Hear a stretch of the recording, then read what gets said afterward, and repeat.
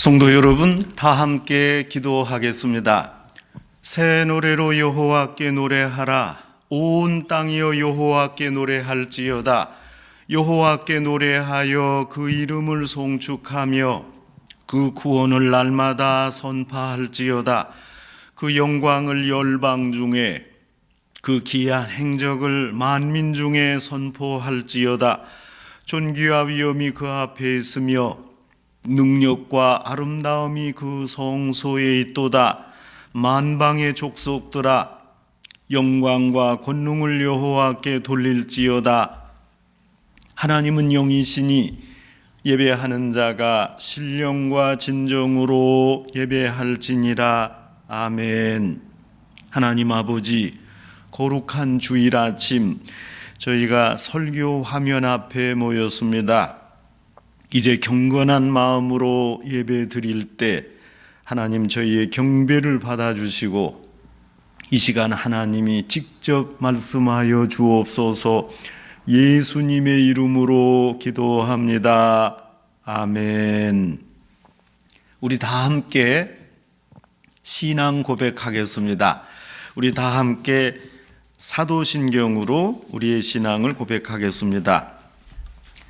사도신경으로 우리의 신앙을 고백하오니 전능하사 천지를 만드신 하나님 아버지를 내가 믿사오며 그 외아들 우리 주 예수 그리스도를 믿사오니 이는 성령으로 잉태하사 동정녀 마리아에게 나시고 본디오 빌라도에게 고난을 받으사 십자가에 못 박혀 죽으시고 장사한 지 사흘 만에 죽은 자 가운데서 다시 살아나시며 하늘에 오르사 전능하신 하나님 우편에 앉아 계시다가 저리로서 산 자와 죽은 자를 심판하러 오시리라. 성령을 믿사오며 거룩한 공회와 성도가 서로 교통하는 것과 죄를 사하여 주시는 것과 몸이 다시 사는 것과 영원히 사는 것을 믿사옵나이다. 아멘. 우리 다 함께 성시 교독 83번을 교독하겠습니다. 그 이전 이스라엘 사람이 우리 요즘에 찬송가처럼 불렀던 우리 찬송가의 원형이라고 할 수 있는 성시 교독 83번 저와 여러분이 교독하겠습니다. 주 안에서 항상 기뻐하라. 내가 다시 말하노니 기뻐하라. 너희 관용을 모든 사람에게 알게 하라. 주께서 가까우시니라. 아무것도 염려하지 말고 다만 모든 일에 기도와 간구로 너희 구할 것을 감사함으로 하나님께 아뢰라. 그리하면 모든 지각에 뛰어난 하나님의 평강이 그리스도 예수 안에서 너희 마음과 생각을 지키시리라. 끝으로 형제들아, 무엇에든지 참되며 무엇에든지 경건하며 무엇에든지 오르며 무엇에든지 정결하며 무엇에든지 사랑받을 만하며 무엇에든지 칭찬받을 만하며 무슨 덕이 있든지 무슨 기림이 있든지 이것들을 생각하라. 너희는 내게 배우고 받고 듣고 본 바를 행하라. 그리하면 평강의 하나님이 너희와 함께 계시리라. 아멘. 오늘 예배를 위하여 김상욱 목사님 기도하겠습니다. 자비하시고 거룩하신 하나님 아버지, 주님의 사랑과 은혜를 생각할 때 찬송 드리고 찬양 드리며 감사드립니다. 아멘. 저희들이 몸은 멀리 떨어져 있지만 이렇게 영상으로 함께 하나 되어 예배할 수 있도록 은혜 주심에 감사합니다. 아멘. 오늘 영상으로 예배드리는 모든 성도님들에게 찾아와 주시고 그 예배의 처소 가운데 말씀의 빛을 비춰 주시옵소서. 아멘. 두세 사람 모인 곳에 예수님께서 친히 함께 해주신다고 약속하셨사오니 또 모든 성도들이 한 마음과 한 뜻 되어 예배할 때 저희와 함께하여 주시옵소서. 아멘. 자비하신 하나님, 일주일 동안 살아가면서 지은 죄 있다면 이 시간 예수 그리스도의 보혈을 의지하여 고백하고 회개하오니 용서하여 주옵소서. 흠도 없고 점도 없이 정결하고 깨끗한 마음으로 예배할 수 있도록 도와주시고 성령님 함께하여 주옵소서. 아멘. 공의의 하나님 아버지, 현재 교회가 직면한 법적 문제를 하나님께 온전히 맡깁니다. 하나님께서 친히 해결하여 주시옵소서. 아멘. 이를 위해 모든 성도들 합심하여 기도하고 있사오니 기도에 응답하여 주시고 하나님의 공의가 재판 과정에서 드러나게 인도하여 주옵소서. 아멘. 오늘 단위에 서신 담임 목사님께 성령의 능력을 덧입혀 주셔서 이 산지를 내게 주소서라는 제목으로 귀한 하나님의 말씀 전해 주실 때 듣는 모든 성도들 큰 은혜 받게 도와주옵소서. 아멘. 예배의 시종을 주께 의탁하오며 살아계신 예수 그리스도 이름으로 기도하옵나이다. 아멘. 오늘 귀한 헌물을 여러 성도님들이 우편으로 또 은행 계좌로 그리고 또 직접 전달해 주셨습니다. 우리 다 함께 바쳐진 봉헌을 위해서 기도하겠습니다. 자비가 충만하신 주 여호와 하나님 아버지, 지난 한 주간 저희를 지켜주시되 저희에게 필요한 물질을 풍성하게 허락해 주시니 감사합니다. 지난 한 주간 하나님이 베풀어 주신 중에 성별하여 11조 헌금과 감사의 예물, 각종 예물을 주 앞에 봉헌합니다. 저희의 생명도 드립니다. 이 헌금이 쓰이는 곳마다 하나님의 사랑과 예수 그리스도의 복음이 전파되고 성령님의 역사가 불일듯 일어나게 하옵소서. 예수님의 이름으로 봉헌기도 드리옵나이다.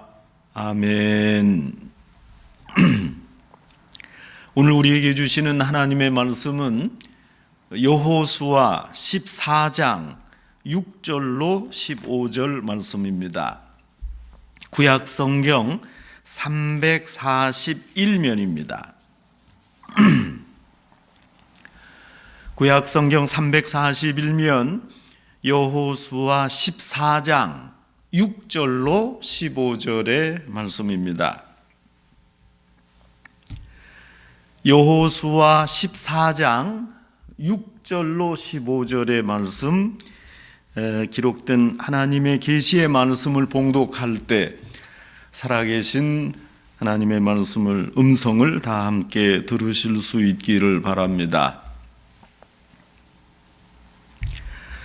그때에 유다 자손이 길갈에 있는 여호수아에게 나오고 그니스 사람 여분네 아들 갈렙도 여호수아에게 말하되 여호와께서 가데스 바네아에서 나와 당신에게 대하여 하나님의 사람 모세에게 이르시는 일을 당신이 아시는 바라. 내 나이 40세에 여호와의 종 모세가 가데스 바네아에서 나를 보내어 이 땅을 정탐하게 하였으므로 내가 성실한 마음으로 그에게 보고하였고 나와 함께 올라갔던 내 형제들은 백성의 간담을 높게 하였으나 나는 하나님 여호와께 충성하였으므로 그날에 모세가 맹세하여 이르되 내가 하나님 여호와께 충성하였은즉 내 발로 밟는 땅은 영원히 너와 내 자손의 기업이 되리라 하였나이다. 이제 보소서, 여호와께서 이 말씀을 모세에게 이르신 때로부터 이스라엘이 광야에서 방황한 이 45년 동안을 여호와께서 말씀하신 대로 나를 생존하게 하셨나이다.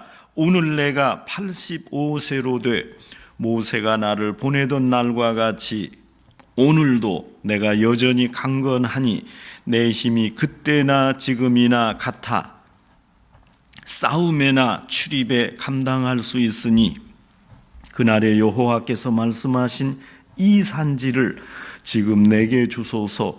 당신도 그날에 들으셨거니와 그곳에는 아낙 사람이 있고 그 성읍들은 크고 견고할지라도 여호와께서 나와 함께 하시면 내가 여호와께서 말씀하신 대로 그들을 쫓아내리이다 하니 여호수아가 여분네 아들 갈렙을 위하여 축복하고 헤브론을 그에게 주어 기업을 삼게 하매 헤브론이 그니스 사람 여분네 아들 갈렙의 기업이 되어 오늘까지 이르렀으니 이는 그가 이스라엘의 하나님 여호와를 온전히 좇았음이라. 헤브론의 옛 이름은 기럇 아르바라. 아르바는 아낙 사람 가운데서 가장 큰 사람이었더라. 그리고 그 땅에 전쟁이 그쳤더라. 아멘.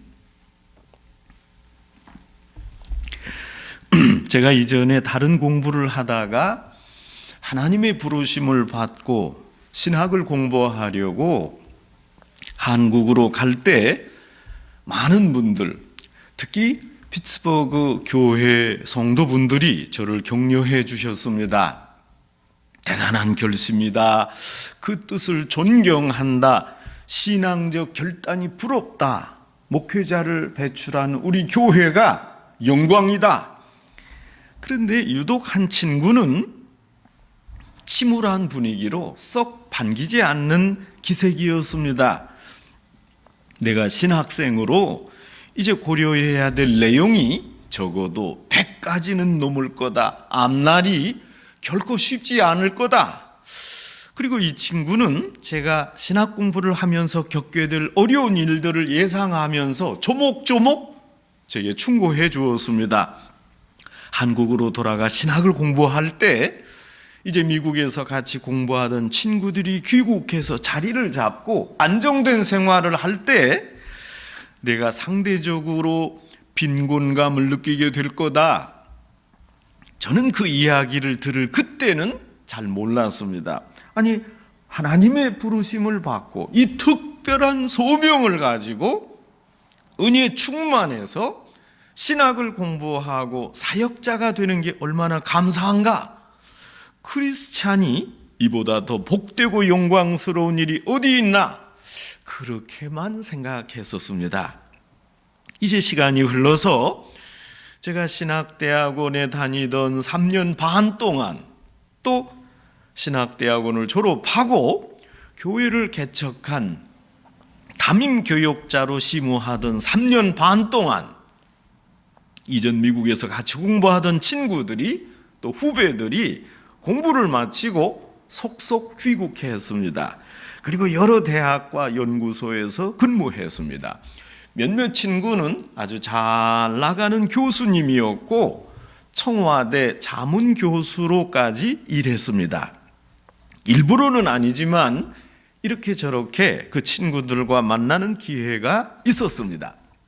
제가 신학대학원을 다닐 때 학교로 찾아온 친구들도 있었습니다. 또 개척교회를 할 때 멀리 장항까지 교회를 방문했던 친구들도 있었습니다. 아무리 하나님의 일이라도 어려운 신학생 신분으로 또 가난한 개척교회 전도사로서 잘 사는 교수님을 만나는 게 쉽지 않았습니다. 큰 차를 타고 번쩍거리는 금태 안경을 쓴 친구들이 올 때면 제가 왠지 모르게 기가 죽었습니다.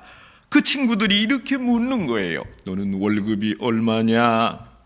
또 와서 한다는 얘기가 최근 70평 아파트로 이사를 했다느니 또 큰 외제차로 바꾸니 승차감은 좋은데 기름이 더 든다느니 역시 한국 사회에서는 뭐니 해도 직업 중에서 교수가 제일이더라.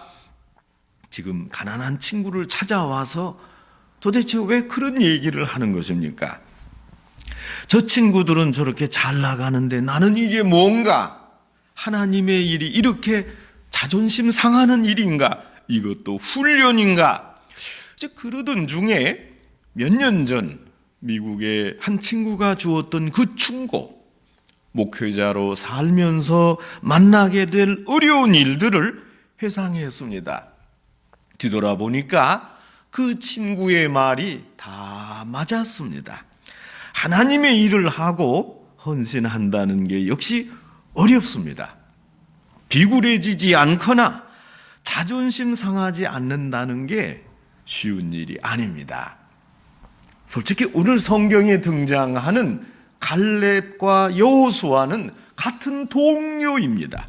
그런데 지금 한 사람은 민족의 지도자로, 다른 한 사람은 가장 험하고 어려운 산지를 내게 맡겨달라. 내가 이 험악한 산지를 정복해야 한다. 그런 군인입니다. 그러나 갈렙은 비굴하지 않게 처신했습니다. 여호수아는 여호수아요, 자신은 평군인으로 지금 맡겨진 임무에 최선을 다하고 있습니다. 가나안은 이스라엘 백성들이 그토록 바라고 수곤하여 목매도 잊지 못하던 약속의 땅이었습니다. 역사를 거슬러 보면 하나님께서 이스라엘 조상 아브라함과 이삭과 야곱에게 거듭 약속해 주셨던 희망의 동산이 가나안이었습니다. 이 땅을 주시겠다는 언약이 성취되기까지 무려 430년이라는 길고 긴 세월이 걸렸습니다. 사실 그 기간 동안 이스라엘 백성이 얼마나 힘든 고초를 겪었습니까? 애굽의 노예 생활로 민족이 사라질 뻔한 위기도 겪지 않았습니까? 그 이후에 길고 긴 험난했던 광야 40년 동안 방황했습니다. 하나님이 가나안 땅을 주셨다고 했지만 이스라엘 백성에게 땅 문서를 준 것도 아니요, 땅에 철조망 경계선을 쳐놓은 것도 아니었습니다. 하나님이 잘 마련해 주신 공터가 아니었습니다. 젖과 꿀이 흐르는 땅이라는 가나안을 막상 가보니까 원주민이 살고 있었습니다. 15년간의 목숨을 건 정복 전쟁을 치러야 했습니다. 지금 이 시간도 아직 가나안 정복이 완전히 끝나지 않았던 때입니다. 이런 시점에 가나안 땅이 이스라엘 12지파에게 기업으로 분배됩니다. 땅을 분배할 때 제사장 엘르아살과 여호수아, 그리고 각 지파 족장의 한 사람씩 책임자가 됐습니다. 엘르아살과 여호수아는 분배의 총괄적인 책임을 맡았고, 각 지파 족장들은 자기 지파의 인구를 정확히 계수하고 보고했습니다. 하나님의 도우심 가운데 아주 조직적으로 또 객관적으로 기업 땅을 분배했습니다. 그런데 재미있는 것은 분배 방법이었습니다. 여호수아 14장 2절에 보면 제비 뽑기 방법으로 기업을 분배했습니다. 제비를 어떻게 뽑았나? 그런 구체적인 방법은 정확히 알 수 없습니다. 제가 이전에 성지순례를 갔을 때 안내하시던 교수님을 통해서 만났던 이스라엘 랍비가 하는 설명을 제가 잘 들었습니다. 제비 뽑기에 대한 가장 지배적인 학설은 이렇습니다. 여기 2개의 항아리를 마련하고 한 항아리에는 각 지파의 이름을 적은 자갈을 넣고 다른 항아리에는 지명을 넣은 자갈을 넣습니다. 먼저 지파의 이름이 쓰여진 자갈이 든 항아리에서 제비를 뽑습니다. 그러면 12지파 중에서 한 지파가 선택되지 않습니까? 그리고 그 뽑힌 순서에 따라 지명을 적은 자갈이 들어있는 항아리에서 또 제비를 뽑았답니다. 그런데 생각해 보면 기업, 땅을 분배할 때 12지파 간에 분쟁이 일어날 수 있잖아요. 만일 회의하고 토론해서 땅을 나누었다면 기름지고 좋은 땅을 서로 차지하려고 지파들 간에 미묘한 분쟁이 있었을 겁니다. 그런데 하나님은 제비 뽑기 방식을 권고하셨습니다. 기업을 분배할 때 인간적인 욕심이나 또 보여지는 방법이 배제되고 오직 하나님의 주권이 작용하도록 했습니다. 땅 분배는 요단강을 중심으로 동편과 서편으로 나뉘어 진행되었습니다. 우선 요단강 동편은 르우벤 지파, 갓 지파, 므낫세 반 지파에게 분배되었습니다. 므낫세 지파는 요단강 동쪽뿐만 아니라 서쪽에도 땅을 분배받았습니다. 그래서 반쪽이라는 의미로 므낫세 반 지파 이렇게 불렀습니다. 어쨌거나 요단강 동편의 두 지파 반에 대한 땅 분배가 이미 끝났습니다. 오늘 성경은 이스라엘 백성들이 요단강을 건너서 최초로 길갈에 진을 치고 요단강 서편의 땅을 나머지 9지파 반에게 분배할 때 있었던 일입니다.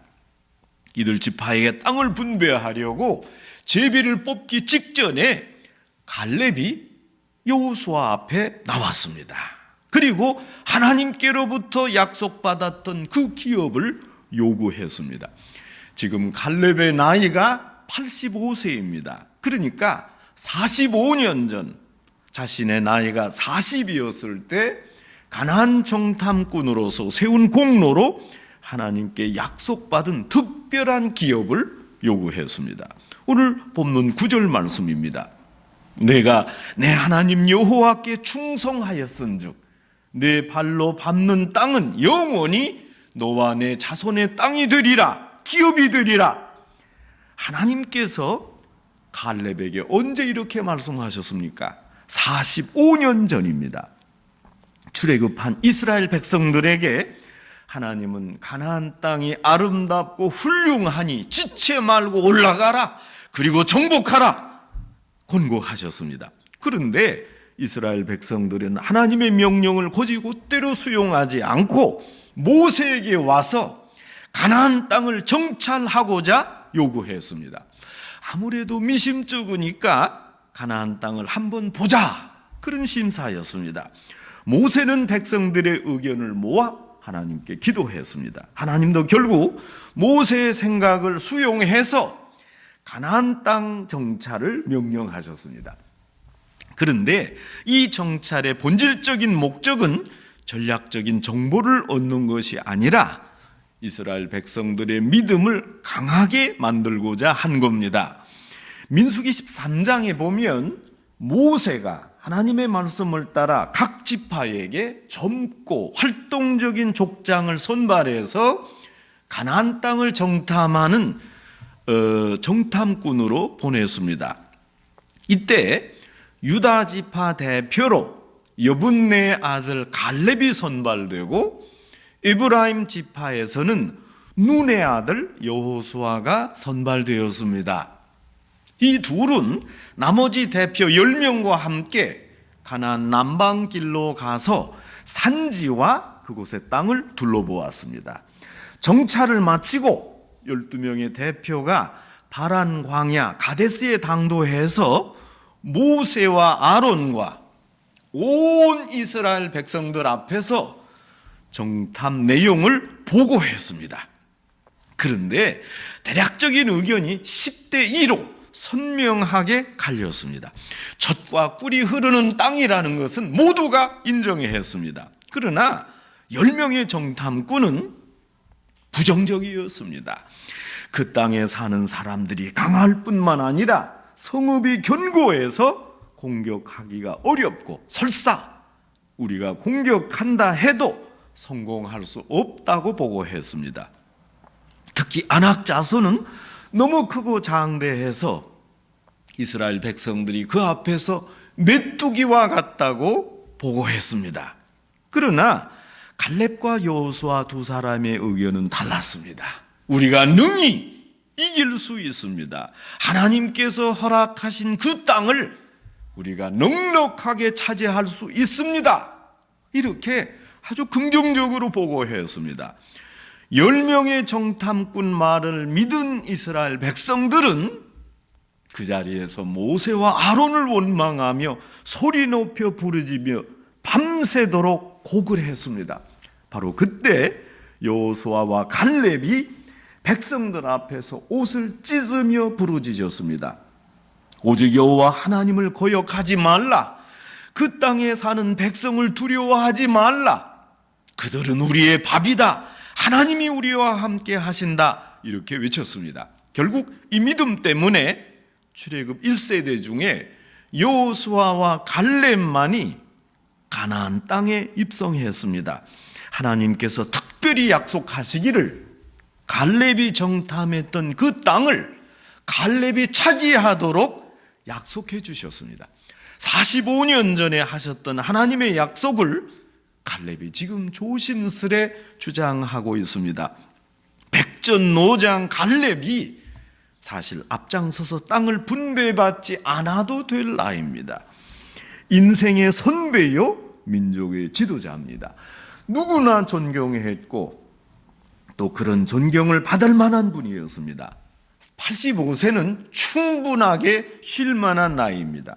갈렙이 지금 앞장서지 않아도 불평할 리가 아무도 없습니다. 그런 위치에 있는 갈렙이 지금 나서서 자신의 일을 자청하고 있습니다. 비록 노인이어도 열심히 일하고 있습니다. 또 여호수아의 관계만을 생각해 봐도 그렇습니다.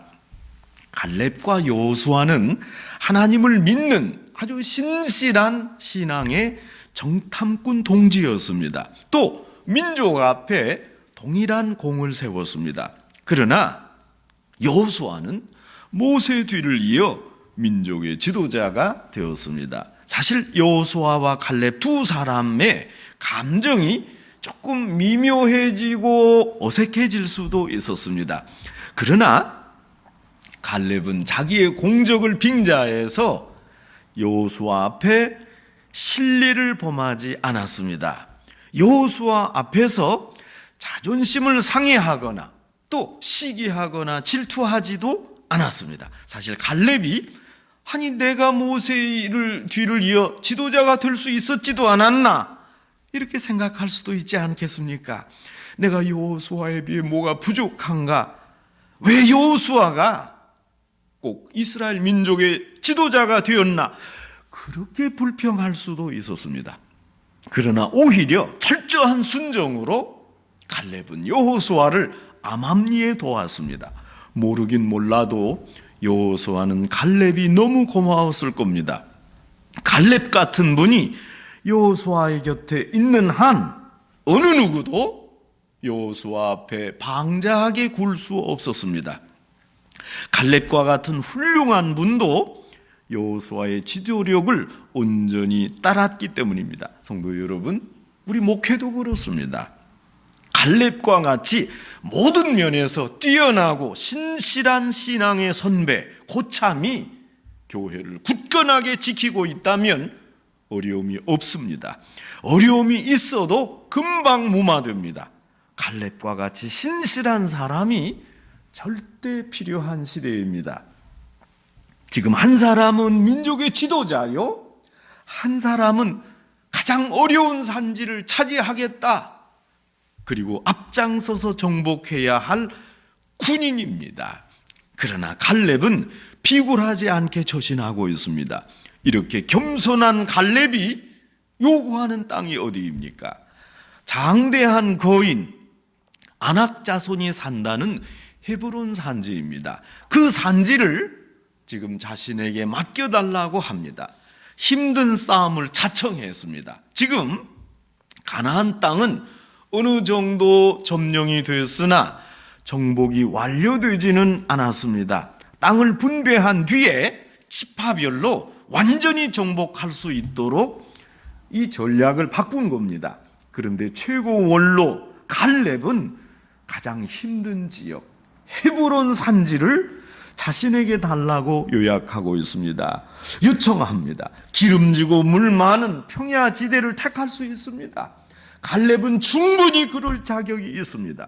많은 젊은이들과 부하들이 갈렙을 대신하여 이 험한 산지를 정복할 수 있습니다. 그러나 갈렙은 땅을 분배하기에 앞서서 가장 힘든 고지 헤브론 산지를 자신에게 달라고 요구하고 있습니다.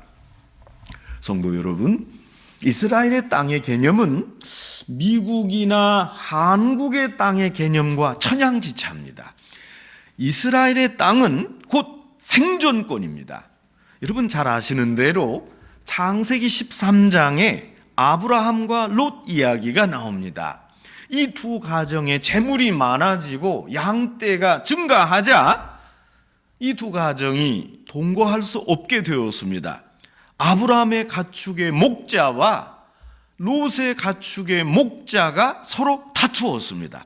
아브라함은 한 고륙이 서로 다투는 것이 좋지 않다 해서 땅을 분배하고 먼저 롯에게 선택권을 주었습니다. 내가 우선 땅을 택하라. 내가 좌하면 내가 우하겠고 내가 우하면 내가 좌하리라. 롯은 눈을 들어 소돔과 고모라의 넓은 들을 바라보니까 매우 기름지고 아름다운 평지이기에 냉큼 소돔과 고모라를 택했습니다. 따라서 아브라함은 동편 산지를 택했습니다. 이것은 아브라함은 롯에게 좋은 땅을 양보했다, 그런 미담이 아닙니다. 아브라함이 롯보다 기름지지 못한 땅을 차지했기 때문에 아브라함의 성정이 훌륭하고 너그럽다, 그런 이야기가 아닙니다. 성지순례를 가보시면 알지만 이스라엘은 사막입니다. 풀 한 폭이, 물 한 방울 나지 않는 사막 지역에 그나마 가끔 오아시스가 존재하는 평지가 아니라 산지를 택했다는 것은 목숨을 바쳤다는 겁니다. 나는 내게 생명을 주고 나는 목숨 바치고 이 험한 땅을 차지하느니라, 죽느냐 사느냐 하는 문제 앞에 아브라함은 롯에게 결정의 선취권을 주지 않았습니까?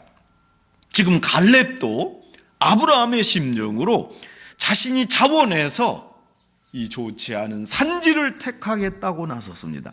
생존 문제를 초월해서 갈렙이 산지를 택했습니다.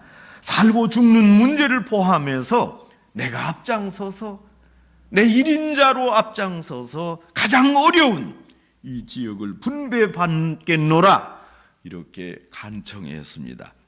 자진해서 고난의 길을 가는 거 얼마나 위대합니까? 모든 헌신자가 가는 길입니다. 우리 크리스찬은 그렇게 살아야 됩니다. 그러나 갈렙의 위대함은 여기에 있지 않습니다. 갈렙은 생색도 내지 않고 언제나 2인자 역할을 충실히 감당했습니다.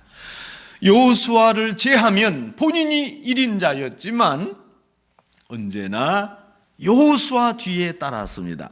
갈렙은 노년이 된 지금 이 나이에도 가장 어려운 지역 헤브론 산지를 맡아 내가 정복을 완성하겠노라고 다짐합니다. 제2인자의 역할을 여호수아 앞에 다시 한번 확증하고 지금 성실하게 2인자로 감당하고 있습니다.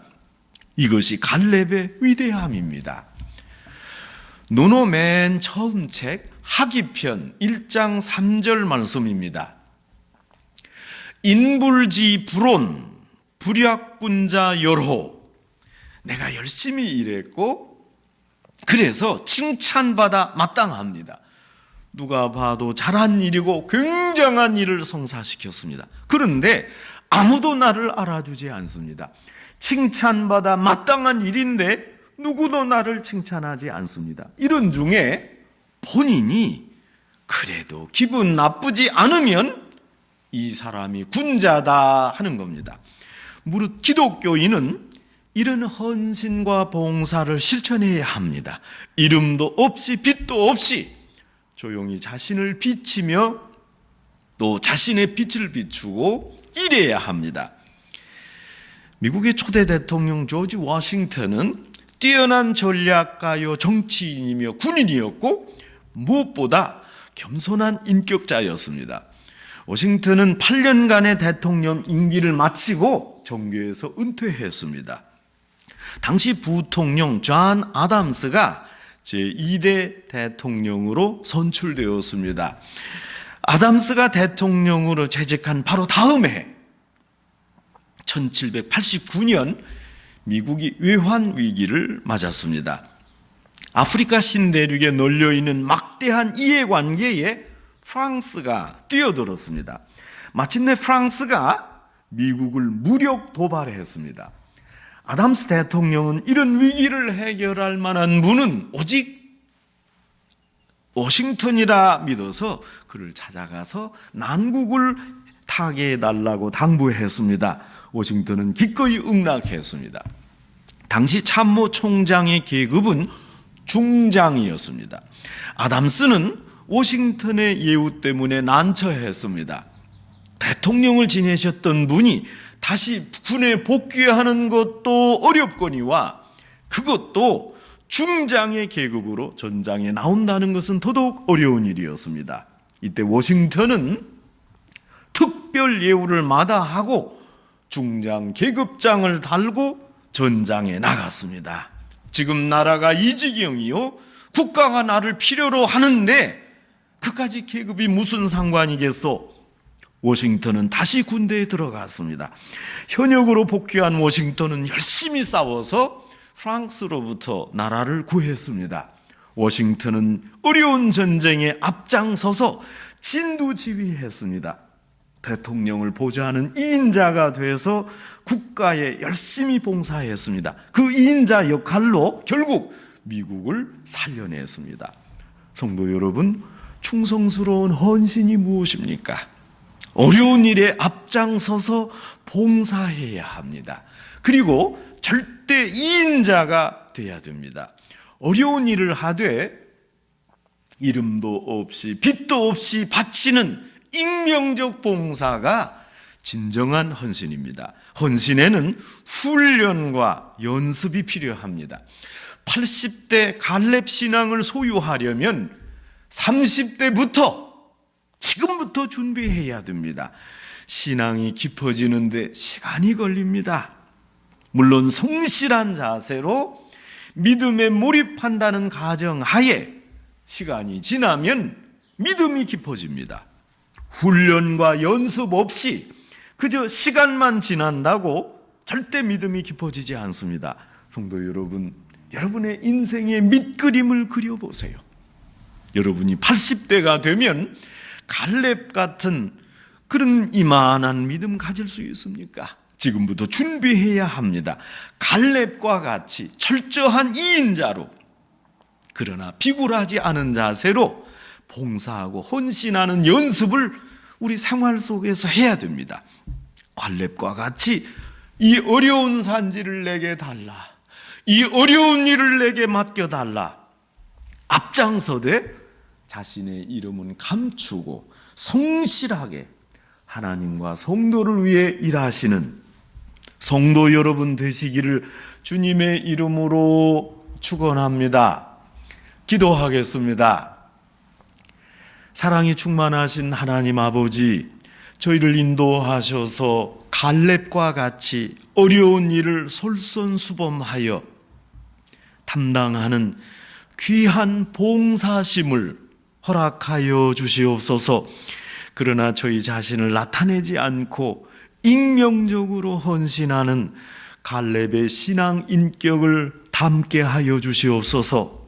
모든 어려운 일을 감당하도록 은밀하게 헌신하는 산호세 중앙교회 성도 되게 하옵소서. 예수님의 이름으로 기도합니다. 아멘. 이제는 십자가와 부활의 구원을 계획하고 성취하신 하나님의 사랑과 초림하여 사역하시고 십자가에 죽으시고 부활 승천하였으나 재림하실 예수 그리스도의 은혜와 우리 안에 거하셔서 권능을 주시고 온전케 하시는 성령님의 감동이 오직 갈렙처럼 제2인자로 겸손하게 하나님을 향해 헌신하고자 다짐하는 여기 머리 숙인 모든 성도 위에, 산호세 중앙교회 위에, 교회 위에 이제와 영원히 함께 하시기를 간절히 축원하옵나이다. 아멘.